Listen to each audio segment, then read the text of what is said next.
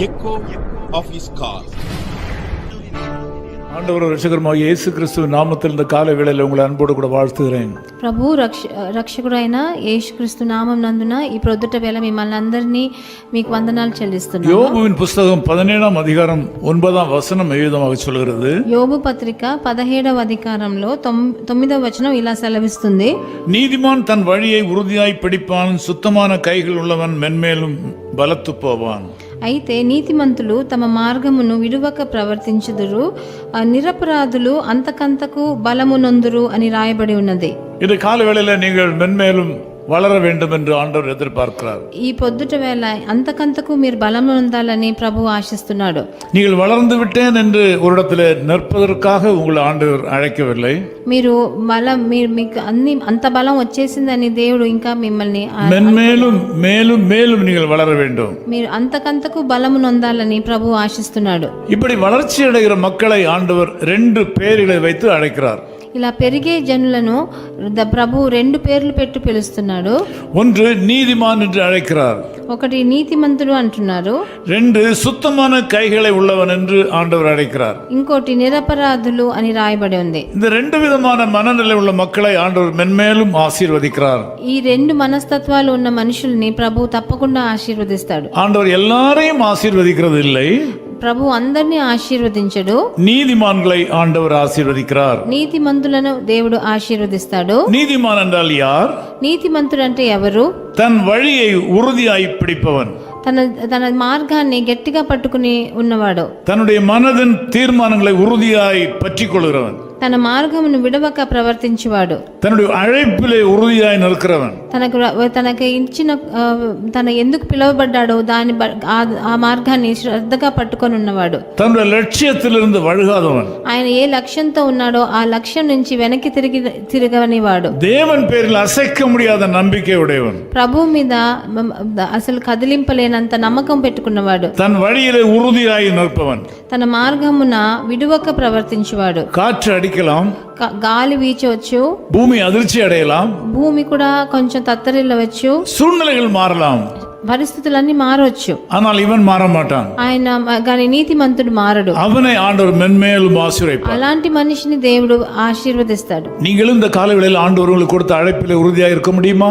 ఈ రోజు పొద్దుట వేళ మీరు కూడా మిమ్మల్ని పిలిచిన అందువలన ప్రభువుకి మీరు నిజంగా నిజాయితీగా ఉండగలరా?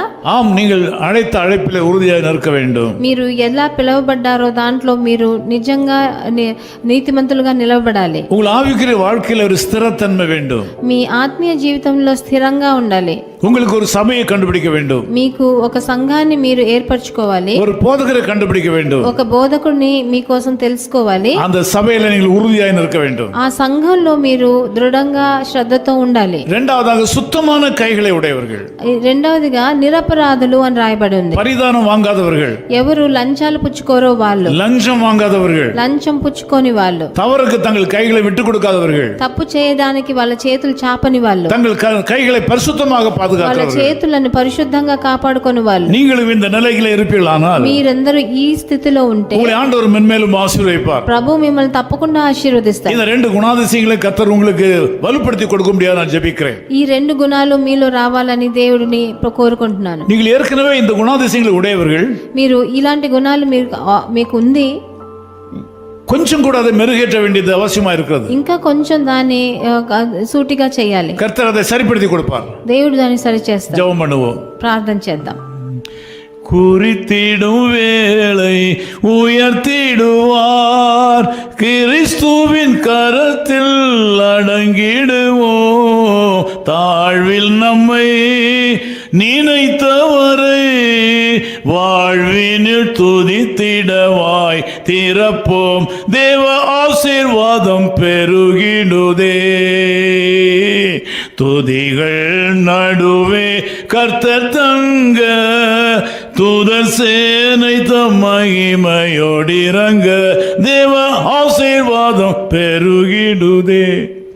அன்பின் பிதாவே உமக்கு ஸ்தோத்திரம். ప్రియ తండ్రి మీకు వందనాలు. குறித்திடும் வேளையில உயர்த்திடும் தேவன். మీరు సరి అయిన సమయంలో మమ్మల్ని హెచ్చించే దేవుడవు. நீதிமான்களை சிநேகிக்கிற தேவன். మీరు నీతిమంతులను స్నేహించే దేవుడవు. கைகளில் சுத்தம் உள்ளவனை உயர்த்துகிற தேவன். నిరపరాధులను హెచ్చించే దేవుడవు. இந்த செய்தியை கேட்டு இந்த ஜெபத்தில் கலந்து கொண்டிருக்கிற மக்கள் அப்படிப்பட்ட மக்களாக மாறுவார்களாக. వీళ్ళందరూ వినే వాళ్ళు అలాంటి మనుషులుగా మారనే. பரிசுத்த தன்மையை நீ கொடுப்பீராக. పరిశుద్ధత ఇవ్వండి వాళ్ళకి. உம்முடைய பார்வையிலே நீதிமான்களாக வாழும்படி கிருபை செய்வீராக. మీ దృష్టిలో వాళ్ళు నీతిమంతులుగా జీవించని. கையின் பிரயாசங்களிலே மென்மேலும் வளருவார்களாக. వాళ్ళ చేతి కష్టార్జితనాన్ని ఆశీర్వదించండి. இந்த நாளில் ஒரு விசேஷ வளர்ச்சியை நீ கட்டளையிடும். ఈ ప్రొద్దుట వేళ వాళ్ళకు ఒక పెద్ద బలము నందుగా చేయండి. இந்த நாள் மக்களுக்கு மிகுந்த நன்மையை கொண்டு வருவதாக. ఈ రోజు వాళ్ళకి మంచి కృపలను ఇవ్వండి. యేసు క్రీస్తుவின் நாமத்தில் ஜெபிக்கிறோம் பிதாவே. ప్రభు యేసుక్రీస్తు నామం నందున తండ్రి. ఆమేన్. His call ministries 10 Muhammad Abdullah 2nd Street, opposite International Cricket Stadium, Chepauk, Chennai 600005, India. Phone 914428528282. Mobile phone and WhatsApp 919841271858. Email sam@echoofhiscall.org. Website www.echoofhiscall.org. God bless you.